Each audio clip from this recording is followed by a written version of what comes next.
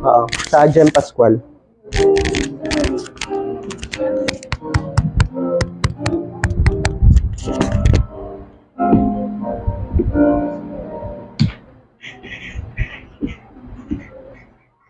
Okay. Pakilakas na rin para marinig lang.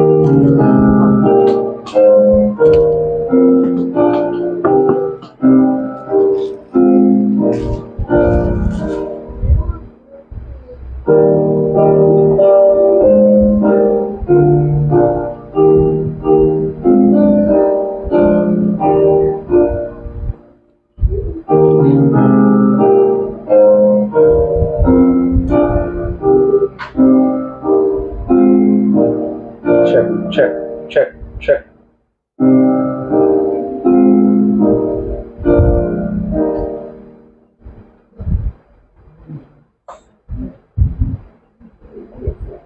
Check.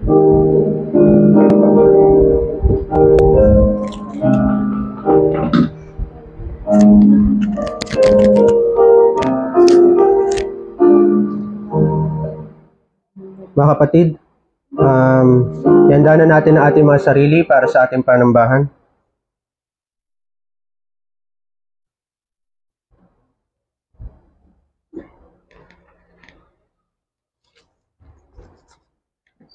Elder Matt.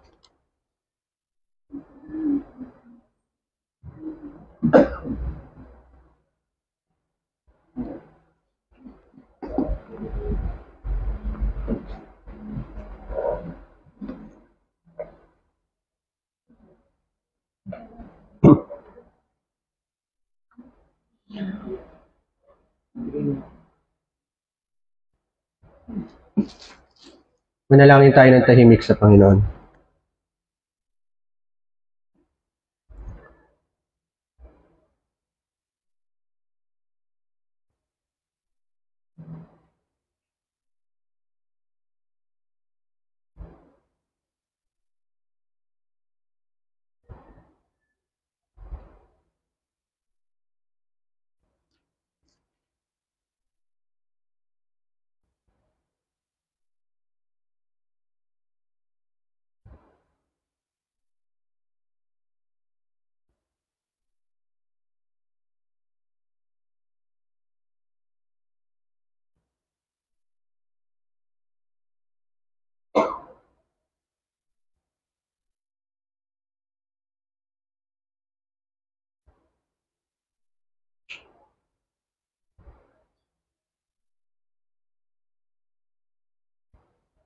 Para sa ating call to worship, ang sabi sa unang Kronika, Kabanatang 16, talatang 13, O kayong binhi ni Israel na kanyang lingkod, kayong mga anak ni Jacob na kanyang pinili. Siya ang Panginoon nating Diyos, ang kanyang mga hatol ay nasa buong lupa. Alalahanin ninyo ang kanyang tipan magpakilanman, ang salita na kanyang iniutos sa libu-libong salinlahi. Ang tipan na kanyang ginawa kay Abraham at ang kanyang pangakong isinumpa kay Isaac na kanyang pinagtibay bilang isang tuntunin kay Jacob, bilang isang walang hanggang tipan kay Israel. Mga minamahal sa ating Panginoong Kristo, ang ating saklolo ay sa pangalan ni Jehovah na siyang nilalang ng langit at ng lupa. Ang biyaya, kahabagan at kapayapaan ng Diyos Ama at ni Kristo Jesus na ating Panginoon, kasama ng pagkilos ng Espiritu Santo ay sumainyo nawang lahat. Amen.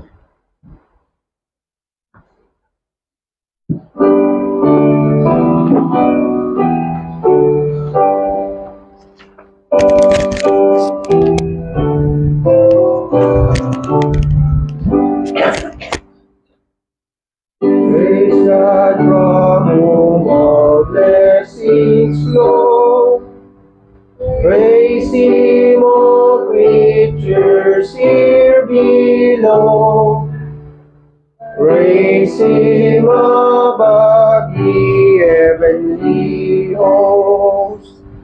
Praise Father, Son, and Holy Ghost. Amen.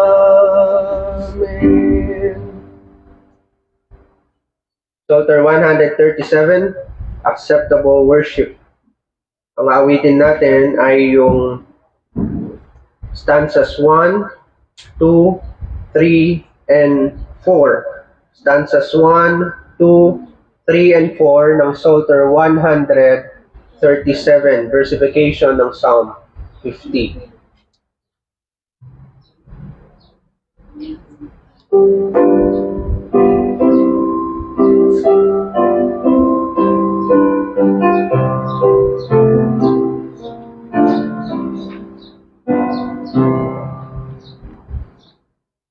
Almighty God, Jehovah speaks, and calls the earth from sea to sea.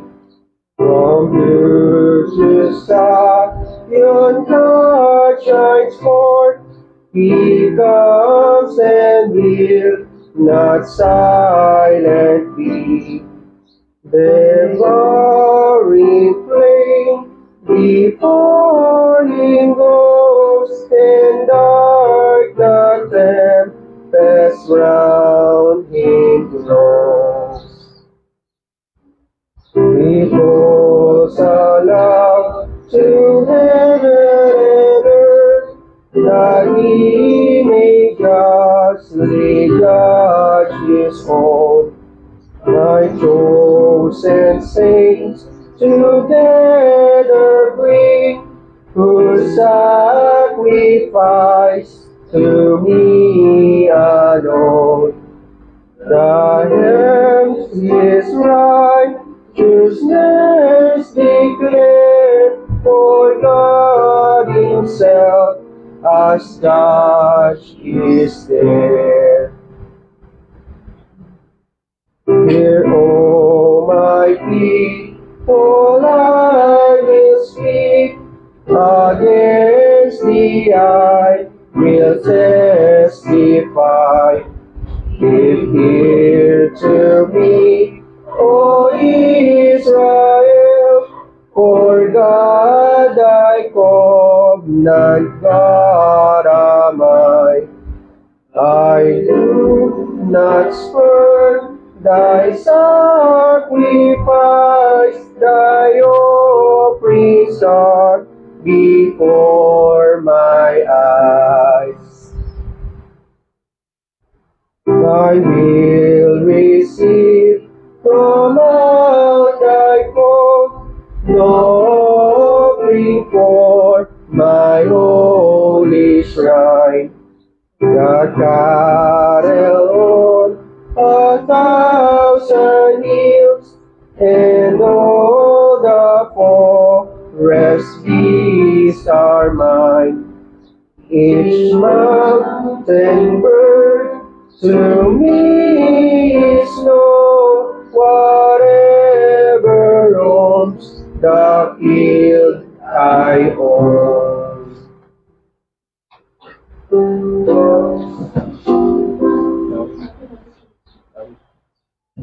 Isip mamaya sa recording mo.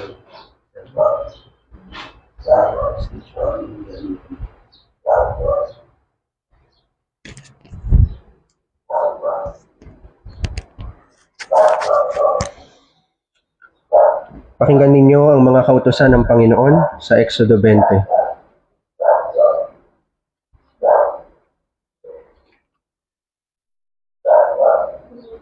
Binikas ng Diyos ang lahat ng salitang ito na sinasabi, "Ako ang Panginoong mong Diyos na naglabas sa iyo sa lupain ng Ehipto mula sa bahay ng pagkaalipin. Unang utos, huwag kang magkakaroon ng ibang mga Diyos sa harap ko.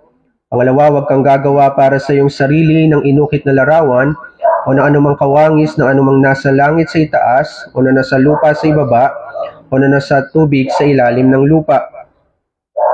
Huwag mo silang yuyukuran o paglingkuran man sila, sapagkat ako ang Panginoon mong Diyos ay Diyos na mapanibughuin, na aking pinarurusahan ng mga anak dahil sa kasamaan ng mga magulang hanggang sa ikatlo at ikaapat na salinlahi ng mga napopuot sa akin.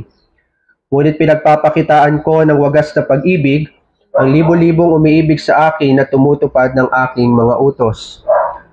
Pangatlo, huwag mong babanggitin ang pangalan ng Panginoon mong Diyos sa walang kabuluhan, sapagkat hindi po walang sala ng Panginoon ang sino mang gumagamit ng kanyang pangalan sa walang kabuluhan.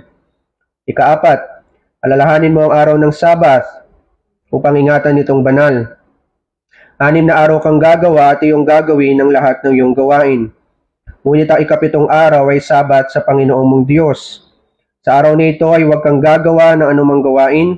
Ikaw, ang iyong anak na lalaki, ang iyong anak na babae, ang iyong aliping lalaki, ang iyong aliping babae, ang iyong mga baka, ang dayuhang nasa loob ng iyong mga pintuan. Sapagkat sa loob ng 6 na araw ay ginawa ng Panginoon ang langit at lupa, ang dagat, at lahat ng naroroon, at nagpahinga sa ikapitong araw. Kaya't binasbasan ng Panginoon ang araw ng Sabat at ginawa itong banal.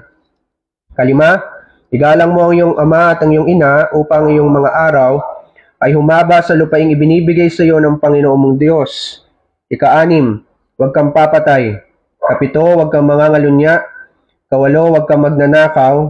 Ika-9, huwag kang magiging sinungaling na saksi laban sa iyong kapwa. At ika-10, huwag mong iimbutin ang bahay ng iyong kapwa. Huwag mong iimbutin ang asawa ng iyong kapwa, o ang kanyang aliping lalaki, o ang kanyang aliping babae, o ang kanyang baka, o ang kanyang asno, o anumang bagay ng iyong kapwa. Ito ay buod na ibinigay sa atin ng Panginoong Kristo sa Mateo 22 nang merong biyasa sa kautusan na nagtanong sa ating Panginoon, Guro, alin ba ang dakilang utos sa kautusan? At sinabi sa kanya, ibigin mo ang Panginoon mong Diyos ng buong puso mo, at ng buong kaluluwa mo, at ng buong pag-iisip mo. Ito ang dakila at unang utos, at ang pangalawa ay katulad nito, ibigin mo ang iyong kapwa na gaya ng iyong sarili. Sa dalawang utos na ito, nakasalig ang buong kautusan at ang mga propeta. Bilang tugon sa mga kautusan ng Panginoon, awitin natin ang Psalter 236. Psalter 236. Desires and aspirations. Ito ay versification ng Psalm 86. Awitin natin ang 4 na stanza, Psalter 236.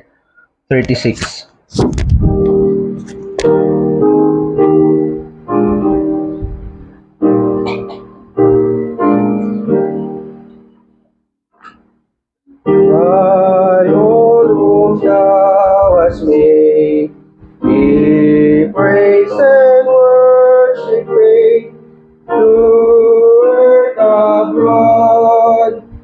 Thy name be glorified.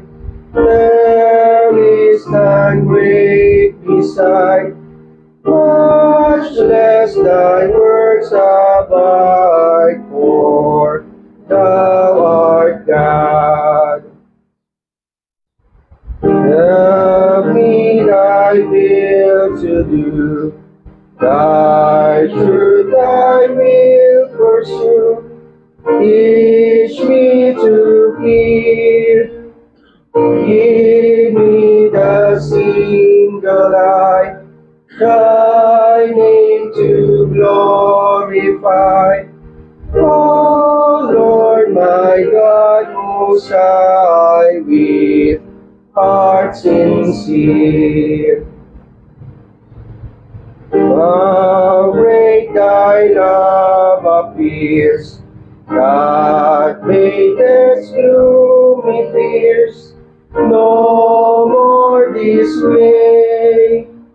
O God, to anger slow, save me from every foe.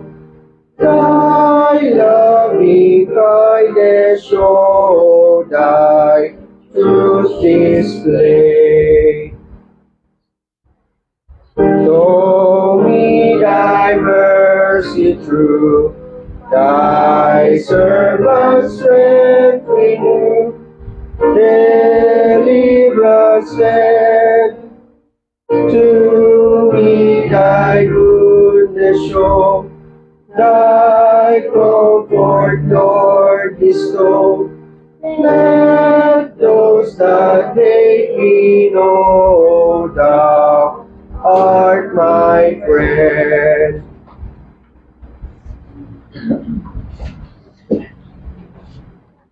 Bago tayo dumako sa ating congregational prayer, ay merong mga ilang announcement na nais ipabatid ang ating konseho sa atin ngayon.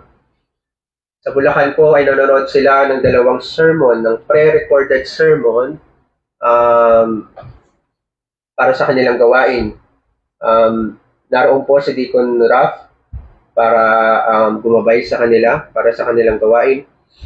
At yung sermon na yon, yung dalawang sermon na kanilang papakinggan ay merong kompletong liturgy mula silent prayer hanggang benediction. At sa September 23 ay ang ating pagpapatuloy ng pag-aaral ng Canons of Dordrecht. Natapos na natin ang Head 1, Article 1, at kung loloobin ng Panginoon ay gagawin natin ang Head 1, Articles 2 and 3, kung loloobin ng Panginoon. Nawa maka-tune in kayo sa FB Live at para makapagpatuloy din ang inyong pag-aaral sa ating Reformed Faith. At sa 24, ang ating pagpapatuloy naman ng Bible study sa parables. Usually 3 o'clock yun after services doon sa Bulacan at naka-FB Live din po yun para sa mga taga-Laguna.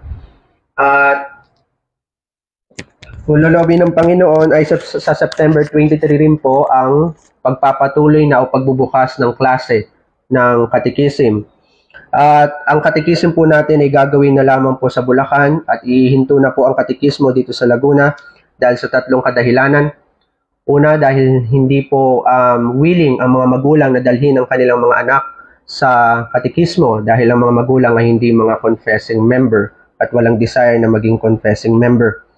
Pangalawa ay inconsistent ang attendance dito sa Laguna ng mga bata na dumadalo. Ang iba ay hindi dumadalo. Ang iba naman ay dumadalo kung minsan. At pangatlo ay yung impracticality na rason dahil once a month lang tayo nakakapagdaos ng katekismo dito sa Laguna. Kung loloobin ng Panginoon ay ma-establish na o pa-organize na ang ating iglesia dito sa Laguna upang mapagtuunan ng mga magiging office bearer ang mga kabataan dito sa Laguna, kagaya ng mga elder na sila dapat na nagtuturo ng mga katekismo. At bago po tayo mag-partake ng ating Lord's Supper mamaya, ay mayroon po isang announcement, kagaya ng in-announce sa Bulacan, dahil po sa kadahilanan na isa sa ating mga office bearer ay hindi makakadalo ng 3 linggo, ay sinuspindi siya from the Lord's Supper. Hindi siya sinuspend from the office of the eldership. Sinuspindi siya from the Lord's Supper bilang pagdidisiplina sa kanya dahil 3 linggo niyang iwanan ng kanyang asawa, 3 linggo niyang hindi makakadalo sa iglesia at 3 linggo siyang hindi makakapag-fellowship sa kanyang mga kapatid sa pananampalataya. At nawa, gabayan tayo ng Panginoon sa pagdidisiplina sa ating kapatid na ito at huwag siyang dalhin ng Panginoon sa pagkapuot sa kanyang mga office bearer.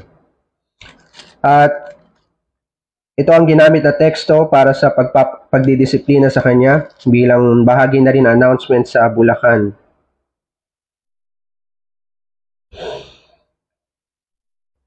Ito ang sabi sa 1 Timothy chapter 5 verse 20, sila namang nagpapatuloy sa pagkakasala ay sawayin mo sa harapan ng lahat upang ang iba naman ay matakot. Kaya po in-announce ang kanyang pagkakasala dahil una ito ay public violation ng 4th commandment ng paglapastangan sa Sabat at upang ang mga confessing member ay mabalaan na huwag silang magkasala ng sa ganung paraan o sa gayong paglabag sa ika-4 na utos. At pangalawang teksto ay yung 1 Timothy chapter 6 verses 17 hanggang 19.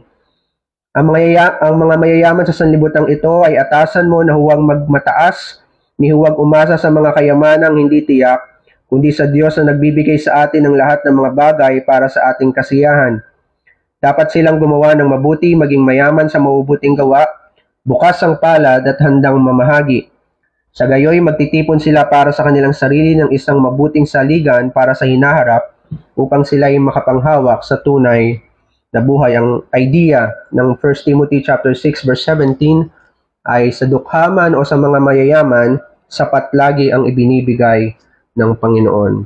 Kaya hindi kailangan na lumayo sa iglesia para lamang sa ikatutustos ng ating pangailangan sa sanlibutan. Yun lamang po ang ating announcement. Manalangin tayo sa Panginoon.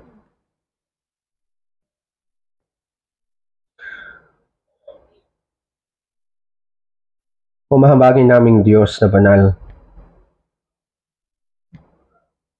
Panginoon, Ikaw na kataas-taasan,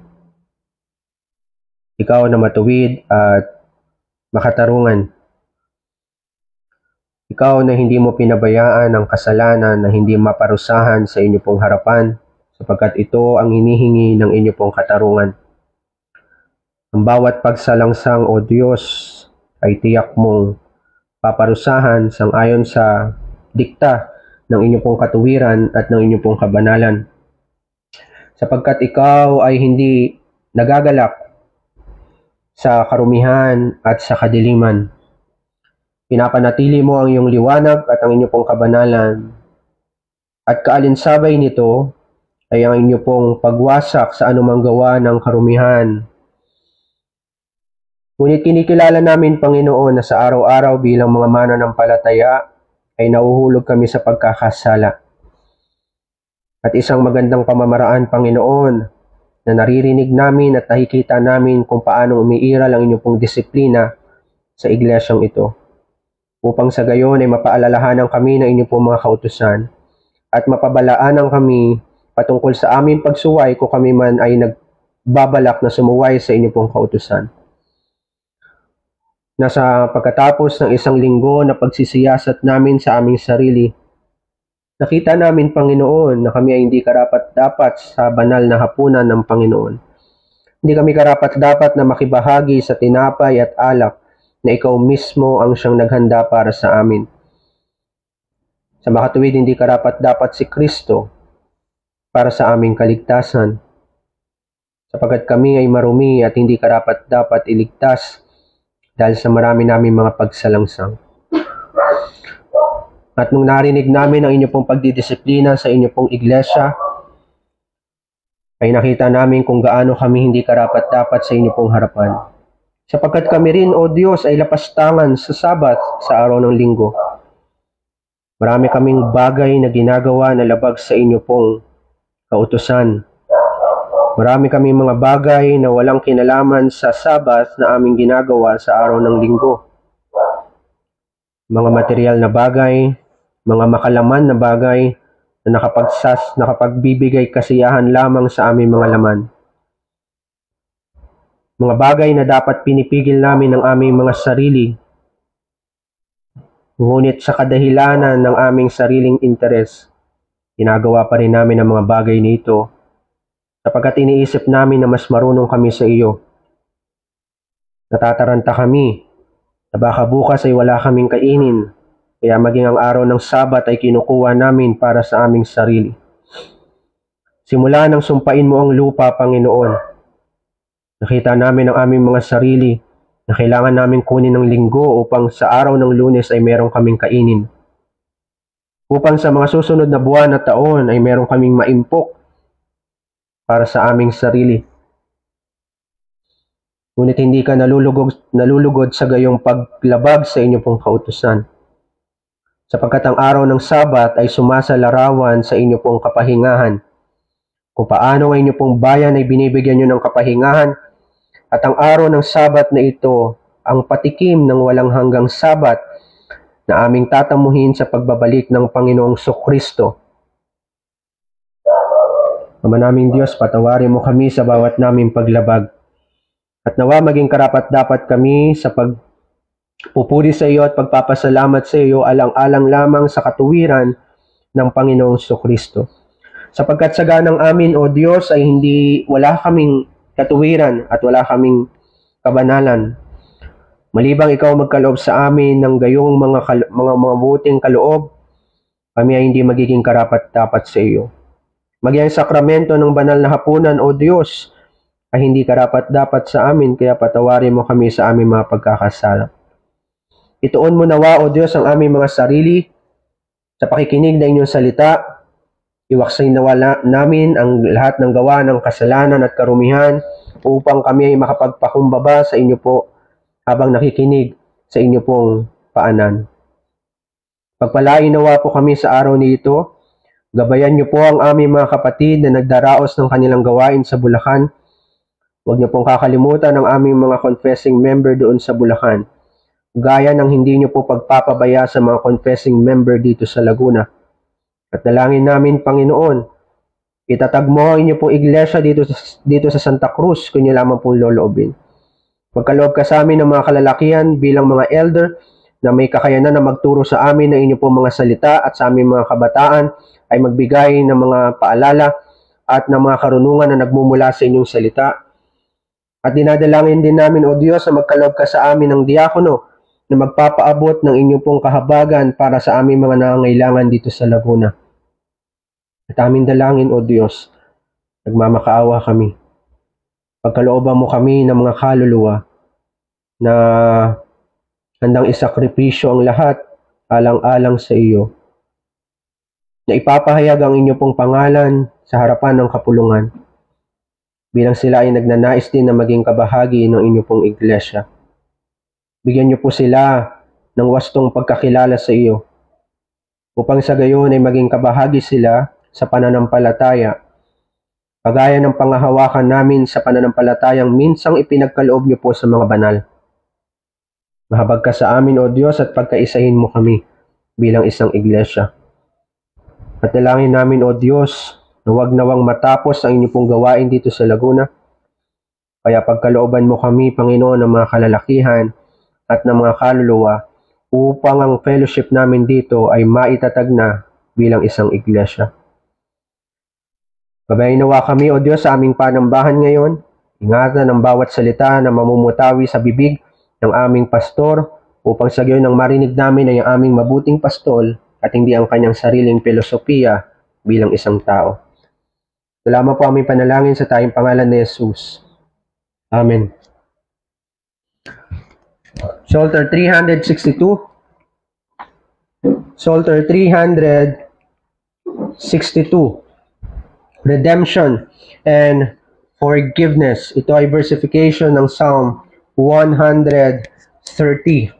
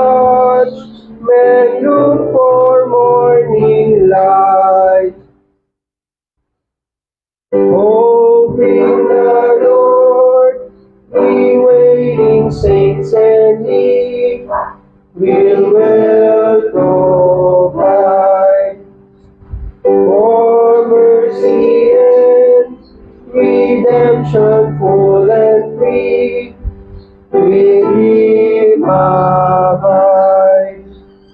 From sin and evil, mighty though they seem, His arm almighty will His saints redeem.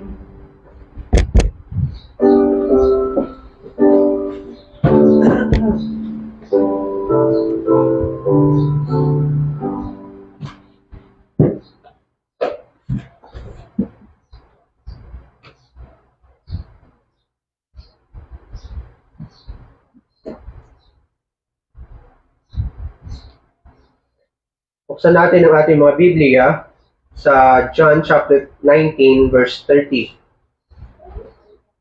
Bilang ating teksto. Ang babasahin natin ay mula verse 28 hanggang 30.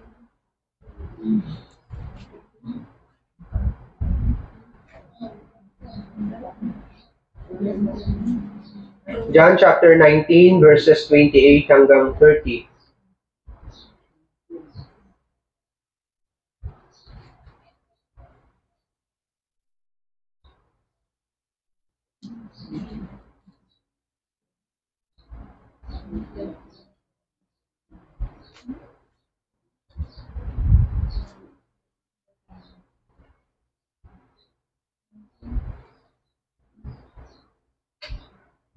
Verse 28, pagkatapos nito, sapagkat alam ni Jesus na ang lahat ng mga bagay ay naganap na, ay sinabi niya upang matupad ang kasulatan, nauuhaw ako. Meron doong isang sisidlang puno ng maasim na alak, kaya naglagay sila ng isang esponghang basa ng suka o maasim na alak sa isang sanga ng isopo. Kanilang inilagay sa kanyang bibig. Nang matanggap ni Jesus ang suka, ay sinabi niya, natupad na. At itinungo ang kanyang ulo at siya ay namatay. Pagpalain nawa ang pagkabasa ng kanyang salita. Ang ating teksto ay nasa verse 30. Nang matanggap ni Jesus ang suka, sa verse 30, ay sinabi niya, natupad na. At itinungo ang kanyang ulo at siya ay namatay. Mga minamahal sa ating Panginoong Kristo, pagkatapos ng ating Panginoong Kristo ay dinakip ng mga kawal, gabi ng Huwebes, ay dinakip ang ating Panginoong Kristo upang sa Biyernes o kinabukasan, ayon sa panukala ng Panginoon, ay mamamatay ang Panginoong Kristo. At pagkatapos siyang dakipin, ay dinala siya sa mga punong pari, Sanhedrin, sa kapulungan ng mga saserdot, sa kapulungan ng mga kaparian, at sa kapulungan ng mga Saduseyo. Ang mga Pariseo at mga Saduseyo ay likas na magkakaaway. Merong ibang doktrina ang mga Pariseo at merong mga ibang doktrina ang Saduseyo, lalo na patungkol sa muling pagkabuhay na muli. Meron silang ibang doktrina.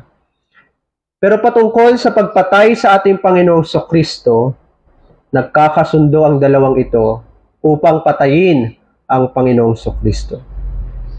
Ang dating magkaaway, alang-alang sa isang masamang layunin, ay nagkampi-kampi upang patayin ang Panginoon. At dito mo maaalala ang sinabi ng mga salmo sa 2 kabanata. Bakit ang mga bansa ay nagsasabuatan laban sa itinalaga ng Panginoon? At ang mga bansang ito, ang tinutukoy ay ang mga hindi mananampalataya o ang mga hindi tuli. Nang ibig sabihin ng mga hindi tuli ay mga hindi tinuli o nilinis ang kanilang puso sa makatuwid, mga hindi mananampalataya. Ngunit sabi ni Pedro sa mga gawados, ginamit ng Panginoon ng Diyos ayon sa paunang kaalaman o karunungan ng Diyos o ayon sa foreknowledge o sa pagpapanukala ng Panginoon ay ginamit ng Diyos maging ang mga masasamang kamay ng mga Pariseo, ng mga Romano, at maging ng mga Saduceo at mga Hudyo upang ang Kristo na ito ay mamatay. At sa chapter 19, maging si Poncio Pilato ay gagamitin ng Panginoon upang ang Kristo ay mamatay. Walang nakitang kasamaan o kasalanan si Poncio Pilato kay Kristo bilang pagpapahiwatig sa atin ng Diyos na si Kristo ay walang sala. Na maging sa bibig ng isang masamang hari na si Poncio Pilato, isang gobernador, ay namutawi sa kanyang bibig, walang kasalanan ng Kristong ito bilang pagpapaliwanag sa atin na ang kordero ng Diyos na namatay para sa kasalanan ng sanlibutan ay isang kordero na walang kapintasan at hindi man lamang nabahiran ng kasalanan. At hindi lamang siya diniklara na walang sala. Diniklara siyang walang sala sa hukuman ni Poncio Pilato upang sabihin na sa hukuman ng Diyos, ang Kristo na ito ay walang sala. Pero alang-alang sa iyo, ang Kristo ay naging kasalanan para sa atin. Sabi ni Pablo sa Galatia, si Kristo ay naging kasalanan at sabi ni Propeta Isaias, pinasan ng Kristong ito ang ating mga kasalanan. Kaya nung siya ay humarap sa hukuman ng Panginoon, ang sabi ng hukuman ng Panginoon, may sala ang Kristong iyan dahil sa iyong mga pagsalangsang. Kaya sabi sa verse 7 ng mga Hudyo, bilang pagpapaliwanag na si Kristo ay merong sala ayon sa kautusan. Ang sabi, kami merong isang kautusan at ayon sa kautosang iyon ay dapat siyang mamatay. Bagamat sinabi ni Poncio Pilato, wala akong nakitang kasalanan sa taong ito, pero sabi ng mga Hudyo, ayon sa aming kautusan, ang taong yan ay dapat mamatay. Bagamat si Kristo ay walang sala, ngunit dahil siya ay napasailalim sa kautusan, at dahil ang iyong pagsalangsang sa kautusan ay ibinintang sa kanya, ayon sa kautusan ng mga Hudyo, ayon sa kautusan ng Diyos, ang Kristong ito ay dapat mamatay. Pero sabi ni Poncio Pilato, ano bang kasalanan ng taong ito? Inaangkin, sabi ng mga Hudyo, inaangkin niya na siya ay hari, nakapantay ng Diyos.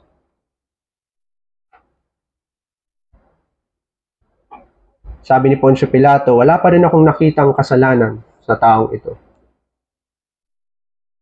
At sabi niya kay Jesus, ikaw ba talaga ang hari ng mga Hudyo? Hindi sumagot si Jesus. Ang sabi ni Poncio Pilato, kung hindi ka sasagot ngayon, hindi mo ba alam na meron akong kapangyarihan na ipapatay ka ngayon? Ang sabi ni Jesus, hindi mo rin ba alam na ang kapangyarihan na meron ka ngayon ay nagmula lang sa itaas at ang otoridad mo ngayon na patayin ako ay nagmumula rin sa Diyos? Ibig sabihin ni Kristo, lahat ng kapamahalaan ay nasa Kanya. Sa harap ng isang gobernador ng Roma, ay naroon ang hari ng mga hari, sinasabi kay Poncio Pilato, hindi mo masasaling maging ang aking katawan, malibang pagkalooban ka ng otoridad ng Diyos para patayin ako. Ang sabi ni Poncio Pilato, wala akong nakitang kasalanan sa taong ito. Pero sabi ng mga Hudyo, kung hindi mo papatayin ng taong iyan, ibig sabihin ikaw ay kalaban ni Cesar at kaaway ni Cesar. Si Cesar ay ang emperador ng Roma, ang namamahala sa buong nasasakupan ng Roma, kabilang ang Judea kung nasaan naroon si Kristo. At natakot si Poncio Pilato. Dahil ang sino mang kalaban ni Cesar ay kinakailangan mamatay. Dahil si Cesar ay hindi lamang emperador, merong panukala ang mga Romano na si Cesar ay isa ring Diyos.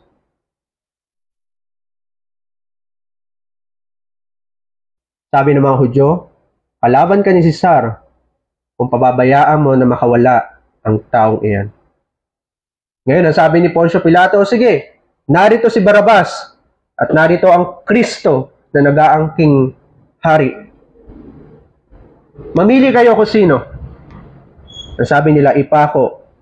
Pakawalan mo si Barrabas, ipako si Kristo sa krus.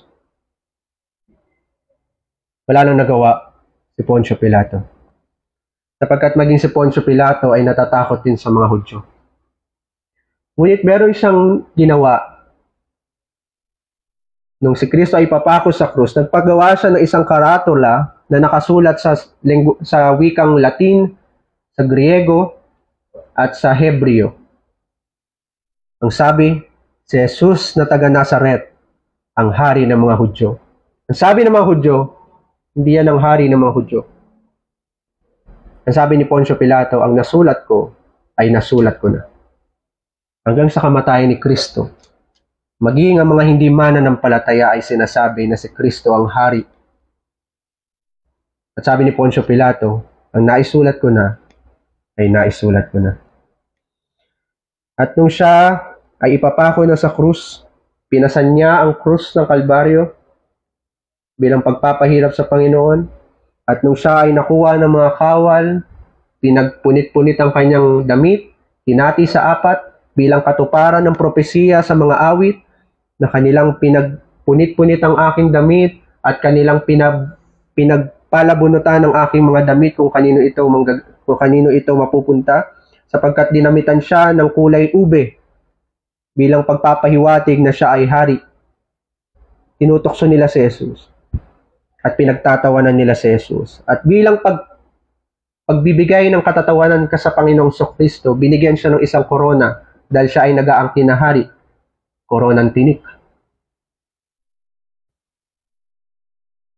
At nung siya ay manakabayubay sa krus, pagkatapos siyang sabihin, ihabilin ng kanyang ina kay John the Beloved o kay Apostol Juan, ang sabi niya, tignan mo, ito ang iyong ina.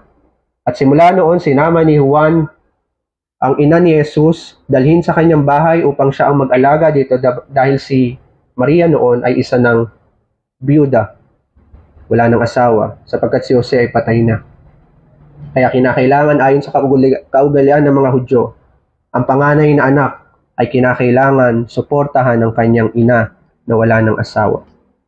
Ngunit dahil na mamamatay na si Kristo, inabili niya ang kanyang ina. At nung nakita ni Kristo na nagaganap na ang lahat ng bagay, at sabi niya, naganap na ang lahat ng bagay, sabi niya sa Panginoon, inahabilin ko na sa iyo ang aking kaluluwa. At sabi niya, naganap na. Namatay ang ating Panginoong Kristo. At ito yung sinasabi ng ating teksto. Nang matanggap ni Jesus ang suka, ay sinabi niya natupad na. At itinungo niya ang kanyang ulo at siya ay namatay na. Ang punto na, ang tema natin sa umagang ito, naganap na. Una, titignan natin ang kapahayagang ito at pangalawa, ang soberanong autoridad. Naganap na ang kapahayagan, ang soberanong autoridad. Ang salitang ito ni Jesus sa krus ay isang kapahayagan na naganap na. Maikling pangungusap, ngunit naglalaman ito ng ebanghelyo na nagligtas sa iyo at nagligtas sa akin. Sa maikling pangungusap na ito ay masasalamin kung saan sumisentro ang buong ebanghelyo ng Panginoong Jesucristo, na habang nakabayubay sa krus ang Panginoong Jesucristo, ay kanyang ipinapaliwanag sa atin kung anong ibig sabihin ng ebanghelyo. Ang sabi niya, naganap na. Sapat na ang mga salitang ito upang sumampalataya ka sa Panginoong Jesucristo. Ang ibig sabihin ng naganap na ay hindi ibig sabihin na natapos na. Kaya maganda ang pagkakasalin sa abab mula sa Griego, sapagkat ang sinasabi sa Griego ay naganap na at hindi natapos na. Sapagkat ang tinutukoy ni Jesus ay yung pagiging hinog ng panahon, pagiging hinog ng oras, pagiging hinog ng araw para siya ay mamatay. Yun ang tinutukoy ng Panginoon. Kaya nga sabi sa verse 28, pagkatapos ito, sapagkat alam ni Jesus na ang lahat ng mga bagay ay naganap na, ibig sabihin, hinog na ang panahon, hinog na ang araw at oras, mamamatay na ako. Ang alas 3 o alas 3 ng hapon ay ang oras ng kamatayan ng Panginoon. Yun yung eksaktong oras na papatayin ng Panginoong Kristo. Yun ang eksaktong oras na habang siya ay nakabayubay sa krus, mamamatay ang Panginoong Kristo. Yun na ang takdang oras na kailangan niya ng mamatay alinsunod sa kalooban ng Ama. At isa pang ibig sabihin ng naganap na ay matatagpuan natin sa walang hanggang panukala o mabuting kalooban ng Diyos. Napakaraming tagpo sa kabanatang 11 o sa chapter 19 na sinasabing upang matupad ang kasulatan. Kagaya na lamang ng sinabi sa verse 24. Kaya't sinabi nila sa isa't isa, huwag natin itong punitin kundi tayo'y magpalabunutan kung kanino mapupunta. Ito ay upang matupad ang kasulatan na nagsasabi, pag pinaghatian nila ang aking mga kasuotan at ang aking balabal ay kanilang pinagpalabunutan. At ngayon, sa verse 29, meron doong isang sisidlang puno ng maasim na alak, kaya't naglagay sila ng isang esponghang basa ng suka sa isang sanga ng isopo, kanilang inilagay sa kanyang bibig. At sabi sa verse 28, na ang tagpong ito ay ayon sa kasulatan, ay sinabi niya, upang matupad ang kasulatan na uuhaw ako. Napakaraming beses na binanggit sa chapter 19 upang matupad ang kasulatan. Dahil ang salitang naganap na ay mauunawaan natin ayon sa kung ano ang kalooban ng Panginoon para kay Jesus at para sa kanyang iglesia na kanyang ililigtas sa pamagitan ng krus. Sapagkat ang bawat detalye ng paghihirap at kamatayan ng Panginoong Kristo ay nasa kamay ng Diyos. Ang bawat detalye ng kanyang kamatayan, ang kanyang pagkabayubay sa krus at kung sino ang maghahatol sa kanya kung paano siya mamamatay, at ang mga Hudyo na hahatol sa kanya, at kung sino ang pipiliin ng mga Hudyo sa pagitan ni Barabas at ni Jesus, lahat ng iyon, lahat ng detalyeng iyon ay nasa kamay ng Diyos upang matupad ang sinasabi ng kasulatan. Maaari nating sabihin, kagaya ng sinabi ni Isaias, inalugdan ng Diyos na wasakin ang kanyang anak. Ang Diyos mismo ang siyang pumatay sa kanyang bugtong na anak. Alang-alang sa iyo. Matagal na itong naipanukala ng Ama. Bago pa ang lahat ng kasaysayan, ay pinanukala na ng Panginoon na si Jesus ay mamamatay sa krus ng Kalbaryo. Kaya sabi ni Jesus, naganap na. Naganap na ang kalooban ng aking Ama. Ang kapahayagang ito ay nangangahulugan ng paglisan sa sanlibutan.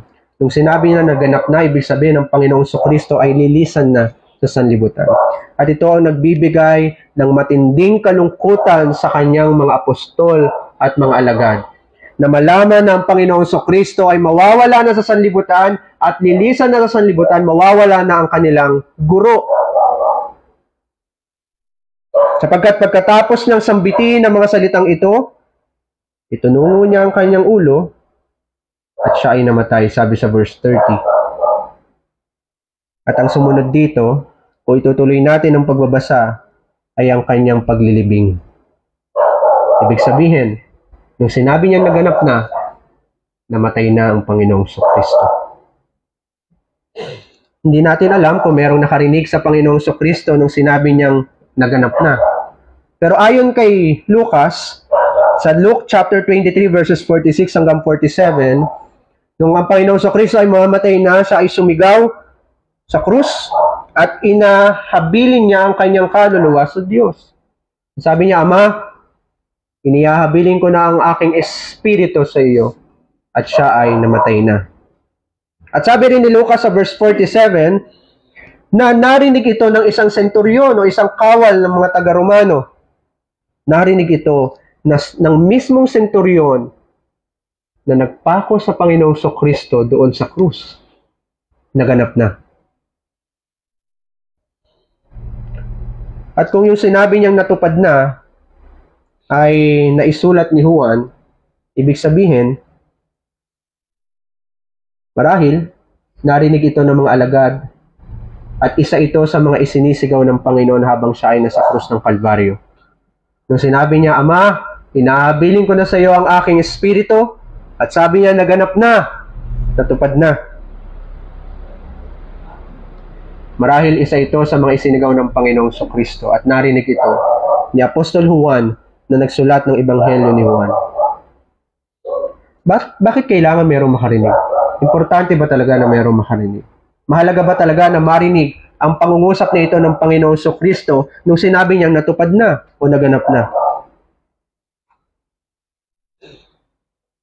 Kailangan itong marinig upang maging ang kanyang kamatayan ay maging ebanghelyo sa mga mananampalatayang nakarinig sa kanyang sinabi. Upang yung maliit na pangungusap na iyon ay maging ebanghelyo sa bawat isang mananampalataya na nakarinig sa sinabi ni Jesus, katulad na lamang ng kawal ng Roma, ang isang senturyon, nung narinig niya ang Panginoon Kristo, ang sabi niya, totoo nga na ito ang anak ng Diyos. Nanampalataya ang senturyon.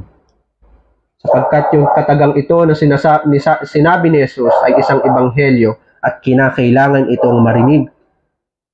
Sapagkat ang ebanghelyo ay dapat naririnig at nauunawaan ng mga hinirang.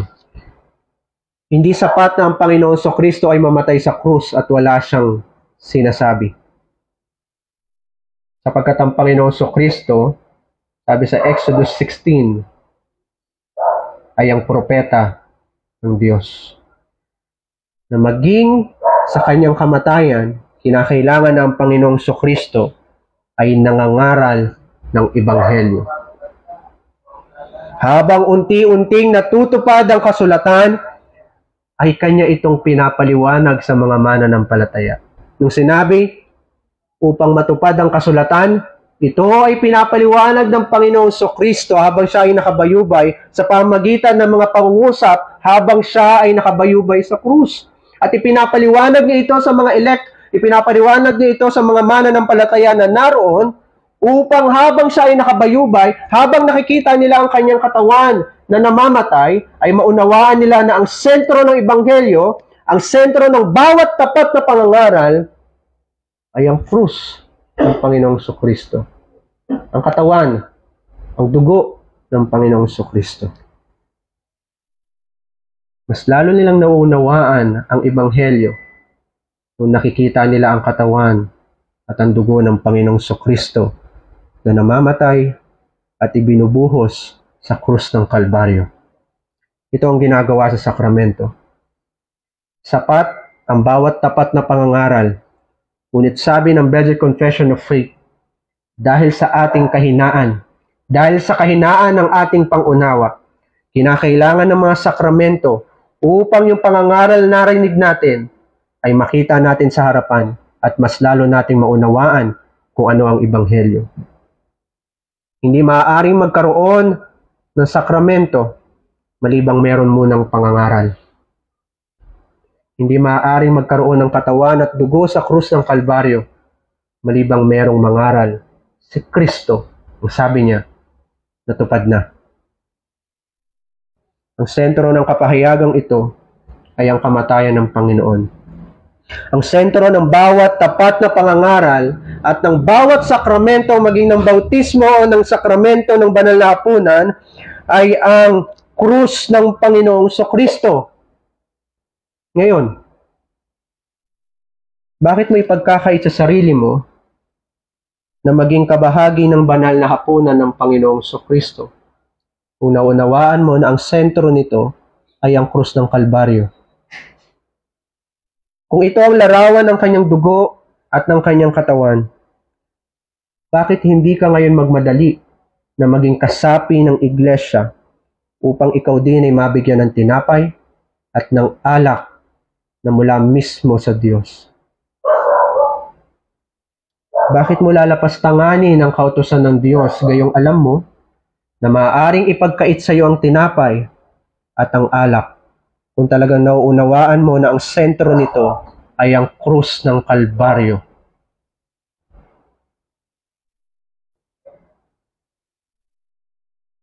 Sa pangangaral, naririnig mo ang sigaw ng Panginoong Kristo.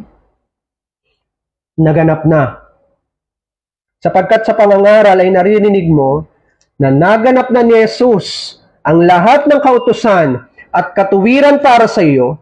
Siya ay naging kasumpa-sumpa ayon sa kautusan dahil sa iyong paglabag, at alang-alang sa iyo ay sinunod niya ang lahat ng kautusan ng perpekto upang ikaw ay magkaroon ng katuwiran na ibibintang sa iyo ng Diyos. Naganap na. Naganap na ng Panginoon ang lahat ng kautusan at katuwiran para sa iyong kaligtasan.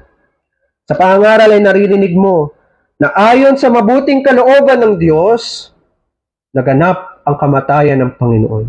Hindi nagkataon na si Judas ay pinagkanulo si Jesus. Hindi nagkataon na si Pedro ay kinatwa ang kanyang sariling Panginoon. Hindi nagkataon na mga Hudyo ay nagsabuatan laban sa Panginoong Kristo. Ang mga Saduceo at ang mga Pariseo, maging ang gobernador ng Roma, ay laban kay Kristo. Hindi nagkataon yun. Yun ay alang-alang sa panukala ng Panginoon. At ang pangangaral na iyon, na naririnig mo tuwing araw ng linggo sa iglesyang ito, ay hindi mo lamang naririnig, kundi nakikita mo pa sa pamagitan ng mga sakramento. Na habang binubuhos ang tubig sa ulo ng isang sanggol o sa ulo ng isang mananampalataya, naunawaan mo, ganito ako nilinis ng Panginoon, na ang kanyang dugo ay sapat upang linisin ako sa lahat kong mga pagkakasala. Na habang pinagpuputol-putol ang tinapay, naunawaan mo na ang katawan ni Kristo ay pinagputol-putol para sa bawat isang mananampalataya, at mula sa isang tinapay na ito ay isa kaming katawan na nakikibahagi sa katawan ng Panginoong Kristo. Habang binubuhos ang alak sa saro, nakikita mo kung paanong ibinuhos ng Panginoon ang kanyang dugo alang-alang sa kanyang iglesia. Hindi mo lamang naririnig ang ebanghelyo. Nakikita mo pa ang ebanghelyo sa harapan mo. Kaya bakit mo iiwasan ang mga sakramentong ito? Lalo na ang pangangaral na naririnig mo sa iglesyang ito. Hindi pa ba sapat ang sinabi ng Panginoon? Naganap na.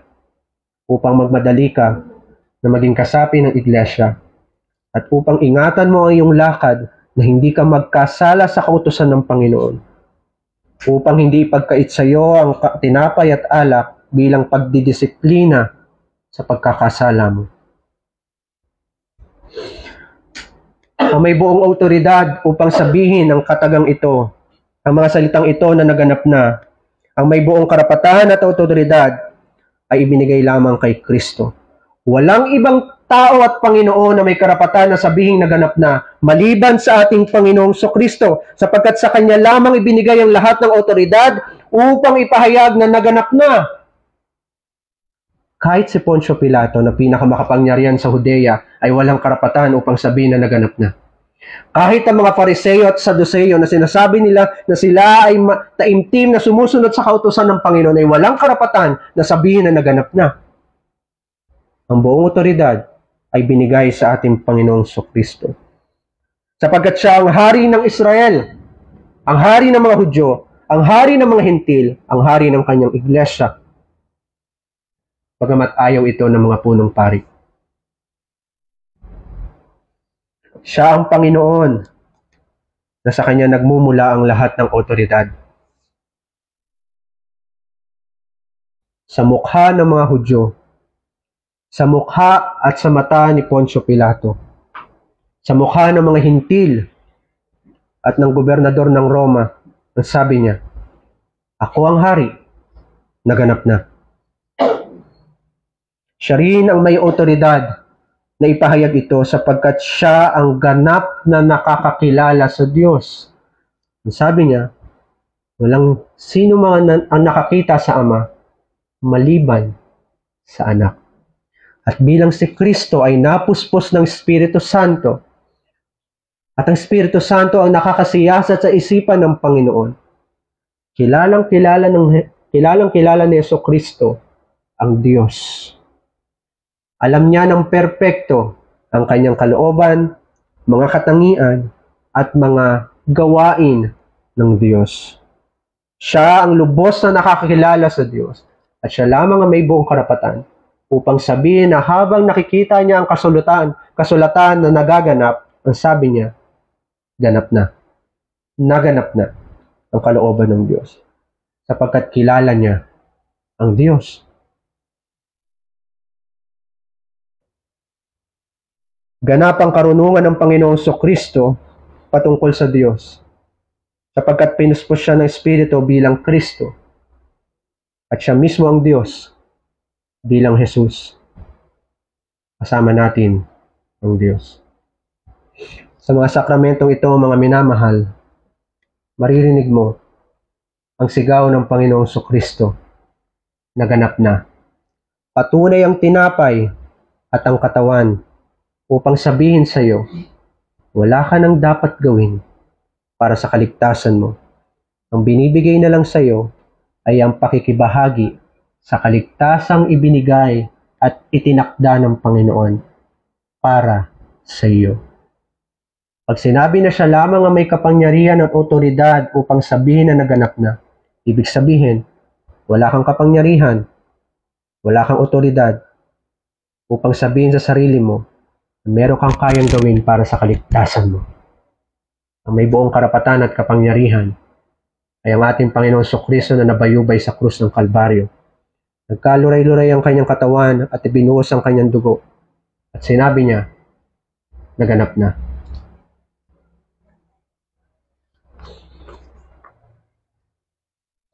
Mga minamahal sa ating Panginoon Kristo, pakinggan ninyo ang pagkakatatag ng banal na hapunan ng ating Panginoon Kristo bilang ito rin naman ang sinasabi ni Apostol Pablo sa 1 Corinthians 11:23 hanggang 29.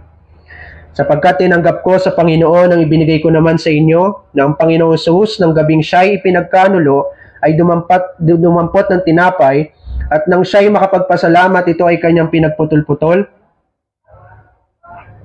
At sinabi, ito ay aking katawan na pinagputol-putol para sa inyo. Gawin ninyo ito sa pag-alaala sa akin. Sa gayong paraan ay kinuha niya ang kopa pagkatapos maghapunan na sinasabi, ang kopang ito ay siyang bagong tipan sa aking dugo. Gawin ninyo ito tuwing kayo'y iinom nito sa pag-alaala sa akin. Sapagkat sa tuwing kainin ninyo ang tinapay nito at inuman ng kopa, ipinahayag ninyo ang kamatayan ng Panginoon hanggang sa dumating siya. Kaya't ang sino mang kumain ng tinapay o minom sa kopa ng Panginoon sa paraang hindi nararapat, ay magkakasala sa katawan at dugo ng Panginoon. Siyasatin ninyo ang inyong sarili at saka kumain ng tinapay at uminom sa kopa. Sapagkat ang sino mang kumakain at umiinom na hindi kinikilala ang katawan, ay kumakain at umiinom ng hatol sa kanyang sarili. Ngayon, sa ating pagdiriwang, ang banal na hapunan ng Panginoon para sa ating kapanatagan, kinakailangan munang una, siyasatin natin ang ating mga sarili. Pangalawa, na pangasiwaan ng sakramento ayon sa pagkakatatag ni Kristo, ibig sabihin ito ay upang alalahanin siya. Ang tunay na pagsusuri sa ating mga sarili ay binubuo ng tatlong mga bahagi. Una, nakilalanin ng bawat isa ang kanyang mga kasalanan at ang sumpang nararapat sa kanya upang kasuklaman niya ang sarili niya at magpakumbaba sa Diyos, na nalalaman niya ang lubos na puot ng Diyos laban sa kasalanan at ito, sa halip na pabayaan ito, kanyang pinarusahan sa katauhan ng kanyang minamahal na anak na si Jesucristo sa pamamagitan ng mapait at nakakahiyang kamatayan sa krus. Pangalawa, na ang bawat isa ay siyasatin ng kanyang puso kung siya ba talaga ay nananampalataya sa pangakong ito ng Diyos, na ang lahat niyang mga kasalanan ay pinatawad na alang-alang lamang sa pagdurusa at kamatayan ni Jesucristo, na ang perpektong katuwiran ni Kristo ay binintang at walang bayad na ipinagkaloob sa Kanya. Oo, na para bang tunay niya at ganap niyang nabayaran ang lahat niyang mga kasalanan at natupad ang lahat ng katuwiran. Pangatlo, na siyasatin ng bawat isa ang kanyang budhi kung siya ba'y nagpapakita ng tunay na pagpapasalamat sa Diyos buong buhay niya at lumalakad ng matuwid. At kung walang pagpapakunwari niya ng tinalikuran ng lahat ng puot, galit at inggit. At kung siya ba'y nakapagpasya ng lalakad kasama ng kanyang kapwa ng may tunay na pag-ibig at kapayapaan. Ngayon, lahat ng tapat ay tiyak na tatanggapin ng Diyos sa kanyang kahabagan at sila'y ibibilang na karapat-dapat na makibahagi sa hapag ng kanyang anak na si Jesucristo. Ngunit yaong hindi nananampalataya sa kanilang puso ay kumakain at umiinom ng kahatulan.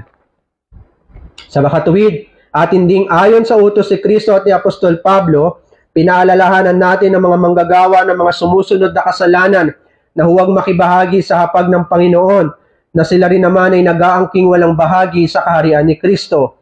Yung mga sumasamba sa mga Diyos-Diyosan, mga nananalangin sa mga santo, mga anghel o sa iba pang mga nilalang, sa mga sumasamba sa mga imahe, mga inkantador, manghuhula, nanggagayuma o iba pang mga gawain katulad ng mga ito, mga lapastangan sa Diyos at ng kanyang salita at ng mga banal na sakramento, mga lumalapastangan sa pangalan ng Diyos, mga pasimuno sa pagkakawatak-watak, pagbuo ng mga sekta at paghihimagsik sa iglesia o maging sa estado, mga sinungaling, sila na mga sumusuway sa mga magulang at mga nakakataas sa kanila, mga mamamatay tao, mga palaaway, at yaong mga nabubuhay sa galit at inggit laban sa kanilang kapwa, mga mangangalunya, mga kalapating mababa ang lipad, mga manlalasing, mga magnanakaw, mga sakim sa tubo, mga mandurukot, mga sugarol, mga nag-iimbot, at lahat ng mga namumuhay ng hindi tuwid.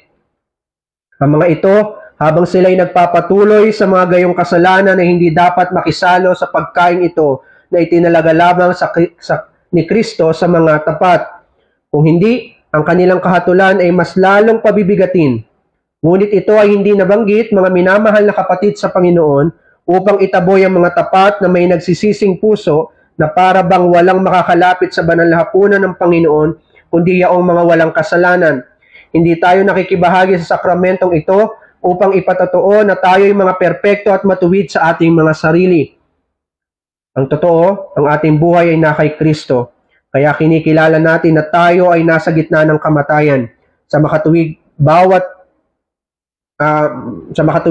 bagamat marami tayong kapintasan at kapighatian sa ating mga sarili, ibig sabihin wala tayong perpektong pananampalataya at hindi natin ipinagkakalob ang ating mga sarili sa Diyos ayon sa nararapat nating gawin, na araw-araw dapat tayong nagpupunyagi sa kahinaan ng ating mga pananampalataya at mga masasamang nasa ng ating laman. Gayunpaman, dahil sa tayo'y nalulungkot dahil sa ating mga kahinaan, at ito ay dahil sa biyaya ng Espiritu Santo, at tunay na ninanais na labanan ng ating kawalan ng pananampalataya at mamuhay ayon sa lahat ng kautusan ng Diyos, sa makatuwid, nakatitiyak tayo na walang kasalanan o kapintasan na nananatili pa rin sa atin, na puro labag sa ating kalooban ang makakahadlang sa atin, na tanggapin ng Diyos sa kanyang kahabagan, at hadlangan tayo na maging mga karapat-dapat na makibahagi sa tinapay at inuming mula sa langit. Atin ngayon isasaalang-alang ang layunin kung bakit itinatag ng Panginoon ang kanyang banal na hapunan. Ito ay upang gawin natin ito upang alalahanin siya. Ngayon, sa ganitong paraan natin siya dapat alalahanin sa pamagitan ng sakramentong ito. Una, na dapat tayong nananampalataya mula sa ating mga puso na ang Panginoong Jesucristo ayon sa mga pangakong ipinagkaloob sa ating mga ninuno sa lumang tipan, ay isinugo ng Ama sa sanlibutan, na tinangan sa Kanya ang ating laman at dugo, na tinanggap niya ang puot ng Diyos kung saan dapat tayo maparusahan ng walang hanggan, simula nang siya'y magkatawang tao hanggang sa katapusan ng kanyang buhay dito sa lupa. At na siya ang tumupad para sa atin ng lahat ng pagsunod sa kautusan ng Diyos at katuwiran, lalo na nang ang bigat ng ating mga kasalanan at ang puot ng Diyos ang pumiga sa Kanya sa hardin ng Getsemani, sukdulang magpawis siya ng dugo, kung saan siya ginapos upang tayo ay mapalaya mula sa ating mga kasalanan, at pagkatapos nun ay nagdusa ng di mabilang na mga pangungutya upang tayo ay hindi na kailanman tatanggap pa ng gayon, na siya ay hinatulang mamatay bagamat siya'y walang sala, upang tayo din ay pawalang sala sa harapan ng Diyos. Oo, nagdusa siya sa kanyang pinagpalang katawan upang ipako sa krus, upang doon ipako ang kanyang ang ating mga kasalanang tayo ang may akda at kanyang inako ang sumpa na para sa atin upang tayo ay kanyang puspusin ng kanyang pagpapala at lubusan niyang ibinaba ang kanyang sarili maging hanggang sa kalaliman ng kahihiyan at paghihirap ng impyerno sa kanyang katawan at kaluluwa. Doon sa krus nang siya ay sumigaw, Diyos ko, bakit mo ako pinabayaan? Upang tayo ay tanggapin ng Diyos at hindi kailanman itatakwil. At panghuli, pinatotohanan ng kanyang kamatayan at pagbubuhos ng kanyang dugo ang bago at walang hanggang tipan, ang tipan ng biyaya at pakikipagkasundo nang sabihin niya, natupad na.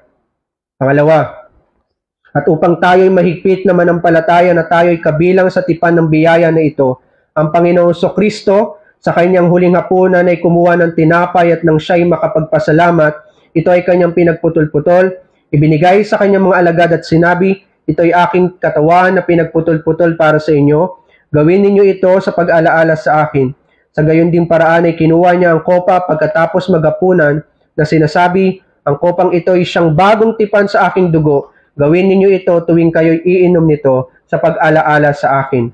Ibig sabihin, sa tuwing kayo'y kakain ng tinapay na ito at iinom ng kopang ito, kayo ay dapat sa pamagitan ng pag-alaala at pangako, mapaalalahanan at makatiyak ng aking marubdob na pag-ibig at katapatan sa inyo, na dapat ikaw ang nagdusa ng walang hanggang kamatayan, ngunit ibinigay ko ang aking katawan sa kamatayan ng krus at ibinuhos ko ang aking dugo para sa inyo. At tiyak na pinapakain at pinalulusog ang inyong nagugutom at nauuhaw ng mga kaluluwa ng aking katawan na ipinako at dugo na ibinuhos tungo sa buhay na walang hanggan.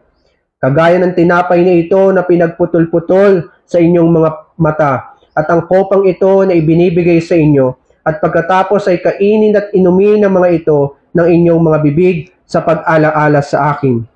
Mula sa mga salitang ito ng pagkakatatag ng banal na hapunan ng ating Panginoong Kristo, nakikita natin na itinutuon niya ang ating mga pananampalataya at pagtitiwala sa kanyang ganap na sakripisyo na minsang inialay sa krus bilang tanging saligan ng ating kaligtasan kung saan siya ang naging tunay na pagkain at inumin ng ating mga nagugutom at nauuhaw na mga kaluluwa tungo sa buhay na walang hanggan. Sapagkat sa pamagitan ng kanyang kamatayan ay inialis niya ang dahilan ng ating walang hanggang kamatayan at kapighatian. Walang iba kundi ang kasalanan. At napasa kanyang espiritong bumubuhay ng kaluluwa alang-alang sa atin, upang tayo sa pamagitan ng parehong espiritu na nananahan kay Kristo na ulo at sa kanyang mga bahagi, ay magkaroon ng tunay na pakikisama kay Kristo. At upang tayo ay maging kabahagi ng lahat ng kanyang mga pagpapala sa makatuwid ng buhay na walang hanggan, katuwiran at kaluwalhatian. Bukod dito, sa pamagitan ng espiritong ito, tayo ay maging isa bilang mga kasapi ng iisang katawan sa isang tunay na pag-ibig ng magkakapatid. Gaya ng sinasabi ni Pablo, sapagkat may isang tinapay, tayong marami ay isang katawan. Sapagkat tayong lahat ay naikibahagi sa isa lamang tinapay. Sapagkat mula sa maraming butil, ang isang pagkain ay nalilikha sa paggigiling ng mga butil na ito at isang tinapay ang naluluto. At mula sa maraming ubas na pinipiga at pinagsasama-sama, dumadaloy ang isang alak, gayon din tayo. Tayo na sa pamagitan ng isang tunay na pananampalataya ay inihugpong kay Kristo ay naging isang katawan sa pamagitan ng pag-ibig ng mga magkakapatid alang-alang kay Kristo. Ang ating minamahal na tagapagligtas na labis na umiibig sa atin, hindi lamang niya ito sinasambit, kundi ito ay pinatunayan niya rin sa bawat kasapi ng katawan. Dito'y tulungan nawa tayo na makapangyarihang Diyos at Ama ng nating Panginoong Kristo sa pamagitan ng kanyang banal na Espiritu. Amen. Upang makamit natin ang lahat ng mga ito na nabanggit sa pagkakatatag ng banal na hapunan, tayo'y magpakumbaba sa Diyos at sa pamagitan ng pananampalataya ay hingin ng kanyang biyaya. Manalangin tayo. O mahabaging Diyos at Ama, kami ay nagsusumamo sa inyo, inyo pong kalugdan ang banal na hapunan na ito na aming pinagdiriwang, ang maluwalhating pag-alaala ng mapait na kamatayan ng inyong iniibig na anak na si Jesu Kristo. Inyo pong kalugdang kumilos sa aming mga puso sa pamagitan ng Espiritu Santo, upang sa bawat araw ay mas lalo namin ipagkaloob ang aming mga sarili sa inyong anak na si Jesucristo ng may tunay na pagtitiwala at ang aming mga namimighati at tunay na nagsisising mga puso sa pamagitan ng kapangyarihan ng Espiritu Santo ay mapakain at mapanatag ng kanyang tunay na katawan at dugo. Oo, sa pamagitan niya, siya na tunay na Diyos at tao, siya na tanging tinapay na mula sa langit, at upang kami po ay hindi na kailanman mamumuhay sa kasalanan, sa halip, siya ay sumasa amin at kami ay sumasa kanya.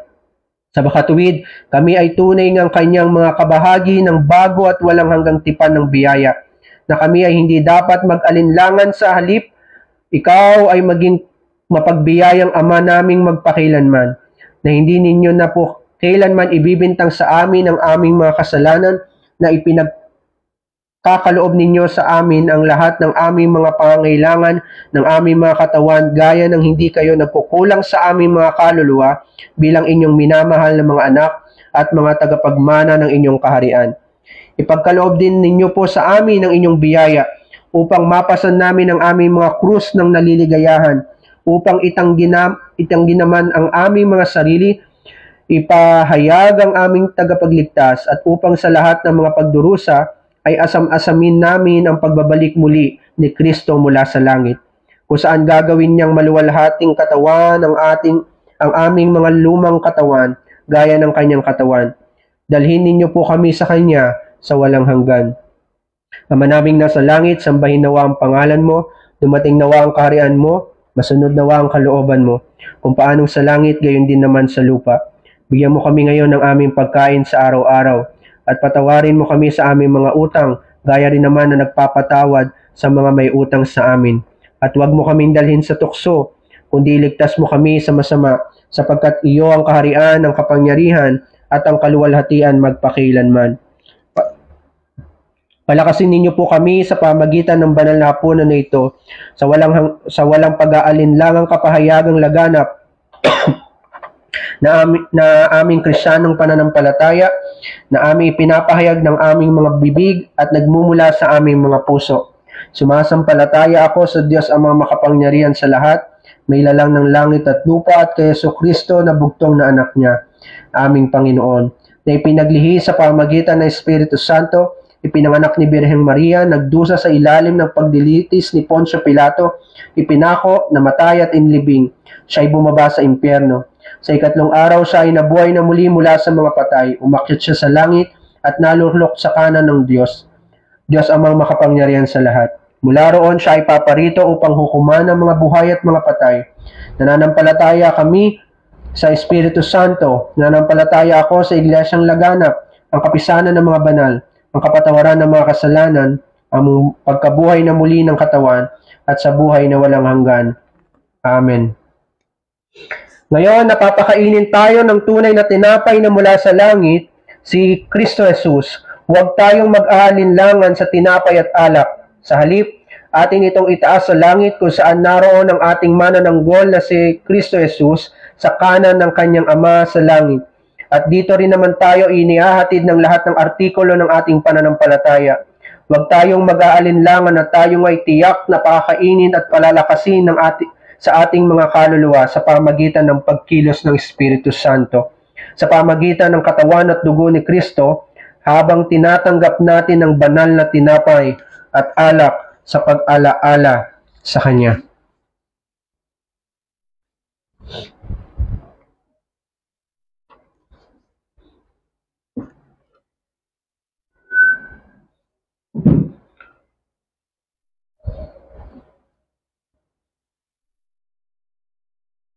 Tinapay.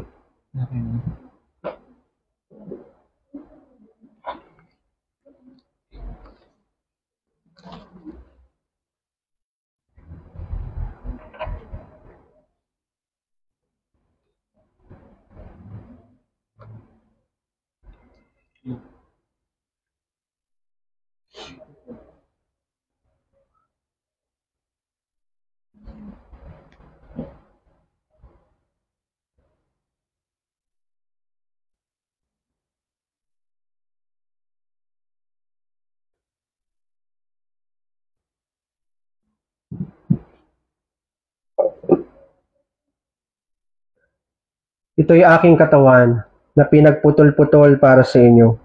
Gawin ninyo ito sa pag-alaala sa akin. Kainin natin tinapay.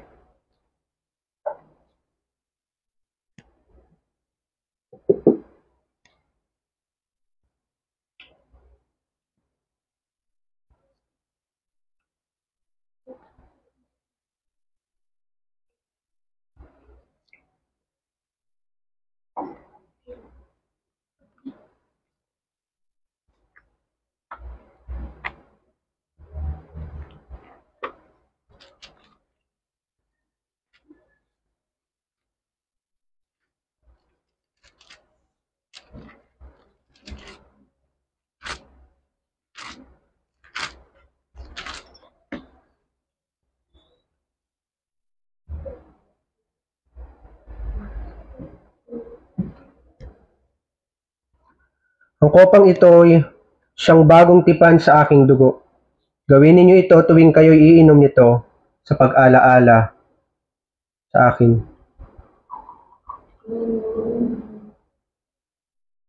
Inumin natin ng alak.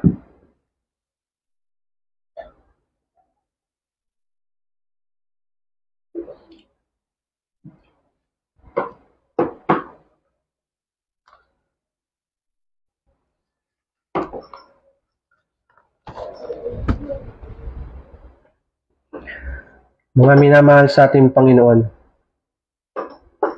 ngayon na pinakain na ng Panginoon ang ating mga kaluluwa sa hapag na ito, tayo ay sama-samang purihin ang kanyang banal na pangalan na may pasasalamat. Bawat isa ay magsabi ng buong puso, purihin mo ang Panginoon na kaluluwa ko, at lahat ng nasa loob ko, purihin ang kanyang banal na pangalan. Purihin mo ang Panginoon o kaluluwa ko, at huwag mong kalimutan ang lahat niyang mga biyaya, na siyang nagpapatawad ng lahat mong mga kasamaan, na siyang nagpapagaling ng lahat mong karamdaman, na siyang tumutubos ng iyong buhay sa hukay, na siyang nagpuputong sa iyo ng habag at tapat na pagmamahal. Ang Panginoon ay mahabagin at mapagbiyaya, hindi magagalitin, at sa tapat na pag-ibig ay sagana. Sapagkat kung paano ang mga langit ay mataas kaysa lupa, ang kanyang tapat na pag-ibig sa mga natatakot sa kanya ay gayon kadakila. Kung gaano ang layo ng silangan sa kanluran, gayon inilayo niya sa atin ang ating mga pagsuway. Kung paano ang Ama ay nahahabag sa mga anak niya, gayon nahahabag ang Panginoon sa mga natatakot sa Kanya. Siya na hindi ipinagkait ang Kanyang sariling anak, sa halip ay pinagkaloob siya para sa ating lahat, at ipinagkaloob ang lahat ng mga bagay sa atin na kay Kristo. Gayon, pinatutunayan ng Diyos ang Kanyang pag-ibig sa atin, na noong tayo'y mga makasalanan pa, si Kristo ay namatay para sa atin. Lalo pa nga, ngayong pinawalang sala tayo sa pamagitan ng kanyang dugo, ay na maliligtas tayo sa galit ng Diyos sa pamagitan niya. Sapagkat kung noon ngang tayo ay mga kaaway, ay pinakipagkasundo tayo sa Diyos sa pamagitan ng kamatayan ng kanyang anak, lalo ngayon ipinagkasundo na, ay maliligtas tayo sa pamagitan ng kanyang buhay. Kaya nga ang aking bibig at puso ay magpapasalamat ng papuri sa Panginoon mula sa panahong ito, magpasawalang hanggan. Amen. Manalangin tayo. O makapangyarihan at mahabaging Diyos at Ama, kami ay naninikluhod na nagpapasalamat sapagkat mula sa iyong walang hanggang kahabagan ay pinagkaloob mo po sa amin ang iyong bugtong na anak bilang tagapamagitan at handog para sa aming mga kasalanan, at upang siya ay maging pagkain at inumin namin tungo sa buhay na walang hanggan. At pinagkalooban mo po kami ng isang buhay na pananampalataya na sa pamagitan nito ay naging kabahagi kami ng dakilang mga pagpapala. Kinalugdan din po ninyo ng inyong minamahal na anak na si Jesucristo ay maikatag at maitalaga ang kanyang banal na hapunan para sa pagpapatotoo sa aming pananampalataya. Pagkaloob nawa po ninyo o tapat na Diyos at Ama, na sa pamagitan ng pagkilos ng Espiritu Santo ay lalo pa mapagtibay ng pag-alaala sa kamatayan ng aming Panginoong Jesucristo, ang aming mga pananampalataya. Ipagkaloob din po ninyo sa amin ang pakikisama kay Kristo sa ikaliligtas namin. Ang lahat ng ito ay inihiling namin sa pamagitan ni Jesucristo na inyong anak, at sa pamagitan niya ay ipinapanalangin namin, Ama naming nasa langit, sambahin nawa ang pangalan mo, dumating nawa ang kaharian mo. Masunod nawa ang kalooban mo kung paanong sa langit, gayon din naman sa lupa.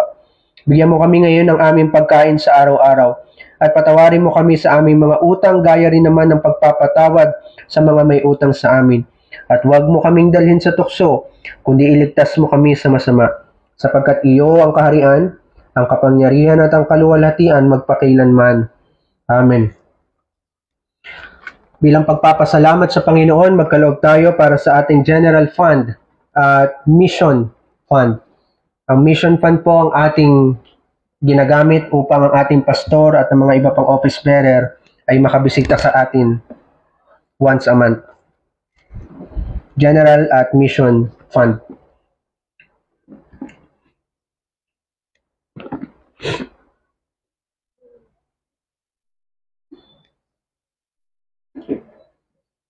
Awitin natin ang Psalter 326.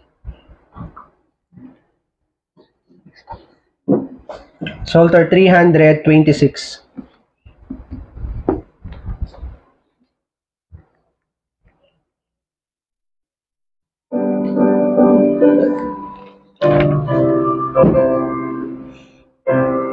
Awitin natin ang stanzas 1 and 2. His mercy sent to me, thy great salvation, Lord. So shall I answer those who scoff, my trust is in the word. My hope is in thy judgment, Lord. Take not thy truth from me, and in thy law forevermore my daily walk shall be.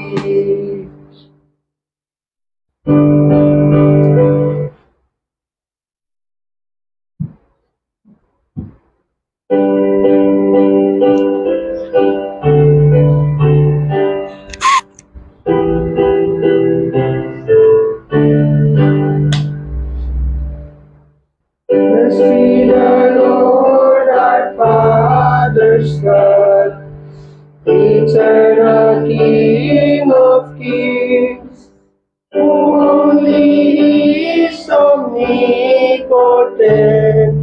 performing wondrous things.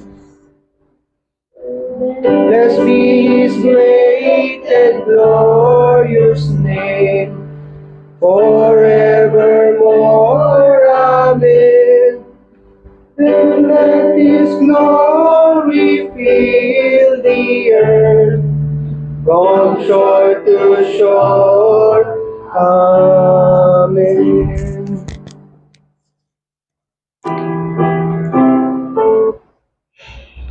Mga minamahal, tanggapin ninyo ang basbas ng Panginoon. Pagpalain ka nawa ni Yehova at ingatan ka. Paliwanagin nawa ni Yehova ang kanyang mukha sa iyo at mahabag sa iyo. Ilingap nawa ni Yehova ang kanyang mukha sa iyo at bigyan ka ng kapayapaan. Amen.